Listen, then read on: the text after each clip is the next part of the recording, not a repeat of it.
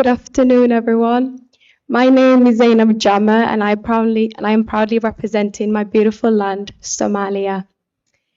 I was born and raised in Somalia.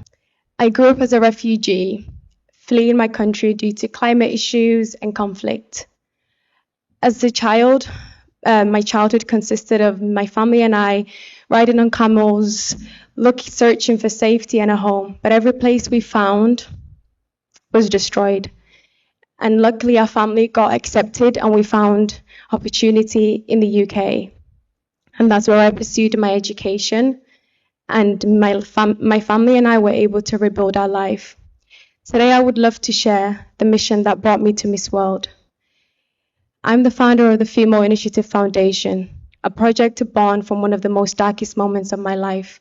I stand here today not just as a voice for the voiceless, but as a survivor of female genital mutilation.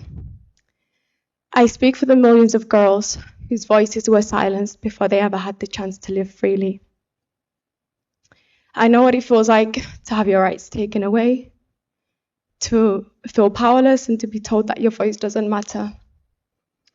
And I know there's a lot of people in the world who don't know what female genital mutilation is. And so I think it's really important that I raise awareness and I educate, and that was my main purpose at Miss World, was to teach people what female genital mutilation is. And I'd love to share with you guys the procedure that's done. I know that it's something that can be very uncomfortable, but I believe that it's something that the world needs to hear and needs to know. And I will explain to you this at first hand. I was 7 years old.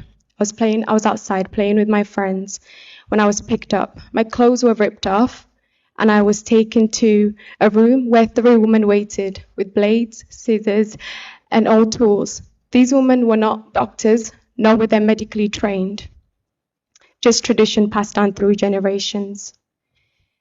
They cut off my clitoris, the part of my body meant for womanhood. They then sliced away the inner labia and the outer labia. I remember I screamed in pain because during the procedure there's no anesthesia used, no comfort, only blood and loud silence.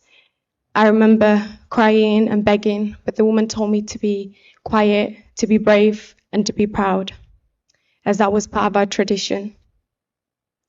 Once the cutting was done, my skin was stitched back together with thick thread or thorn, leaving only a tiny part of hole, barely enough for urine or blood to pass through. This process is called infibulation and is one of the most severe forms of FGM. After the procedure, I was laid in a dark room with my legs tightly tied together.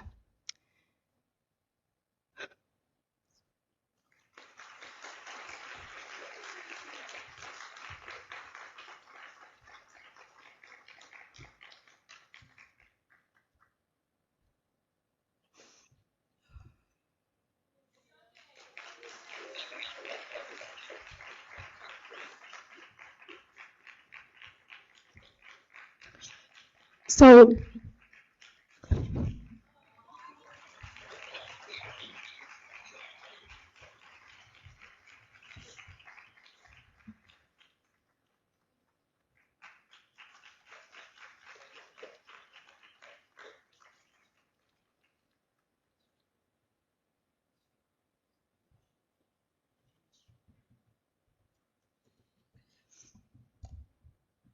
after the procedure, I was laid in a dark room with my legs tightly together for days.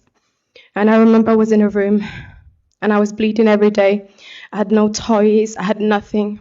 I only had charcoal next to me, and I used to draw on the wall next to me, and I'd just draw my dreams away just to keep me alive, because that part after the procedures where a lot of girls die and they don't make it out alive. That moment changed me forever, and my childhood came to an end.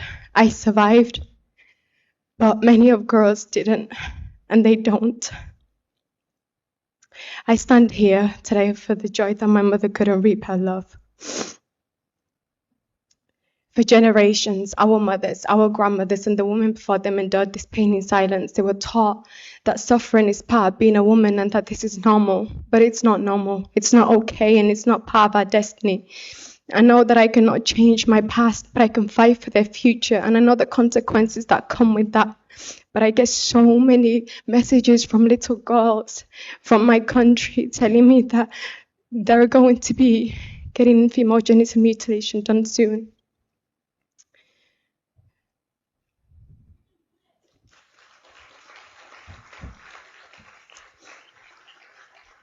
"98% of women in Somalia have undergone female genital mutilation." 98% is a very big number, and that 2% are just the infants that have not reached the age to be cut yet. That's a whole nation of women in my country. And through my foundation, I bring awareness, I go into community and I do public speaking. I teach mothers that that tradition should never come at the cost of a child's body or soul. We can honor our traditions without having to harm our little daughters. I also created a sisterhood of survivors back home in the UK. Most of them my closest friends. We cry together, we heal together, but most importantly, we use our voices. We fight as we believe that our voices can protect the next generation. I want to protect all the young girls from blades that should never touch them. No little girl should go from playing outside to bleeding in a dark room. And the crown that I wear as Miss Somalia doesn't just represent beauty, but to me it represents responsibility, it represents truth. And I wear it for Fortune, I wear it for Deqa. Fortune and Deqa, both full of life and dreams, whose family I interviewed. Both of them bled to death from this same horror. Their hearts stopped beating because somebody thought that tradition was way more important than their lives. Their bodies couldn't survive what mine barely did. And so, no matter what the consequences is, I'll continue to keep fighting until I see change and until I see the world talk about it. Thank you so much.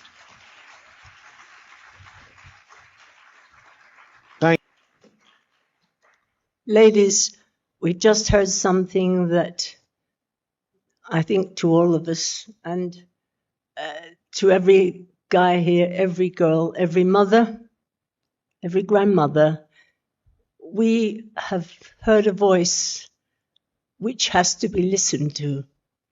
We've heard a voice that needs to be listened to by grandmothers, by mothers in your country, and we need to hopefully and carefully and kindly explain to those people in your country that it's wrong. There is no right. It's wrong. And what has been believed in the past, like many, many people have different customs, you have to eventually stop and think that custom is wrong. And there is no shame in being wrong. The shame is not to put it right. So we will all stand together and we will make it something that we explain to women, not make them feel bad because they believe that was the right thing to do. You don't do anything by telling people they were bad. They didn't understand. Now we must make them understand by everybody coming together to save other young girls from the same torture and cruelty which was thought to be the right way. Thank you for your bravery. And I don't know where this is going. I never get involved in politics, but this isn't politics. This is a social denigration, cruelty, and totally unacceptable, unnecessary thing to do to any female, little girl. Little girls don't choose. Now grandma must learn the new way of life. There is no excuse that's because we did it, you have to have it done. So we've got to put that right. We must all do it together, okay? So you can explain this.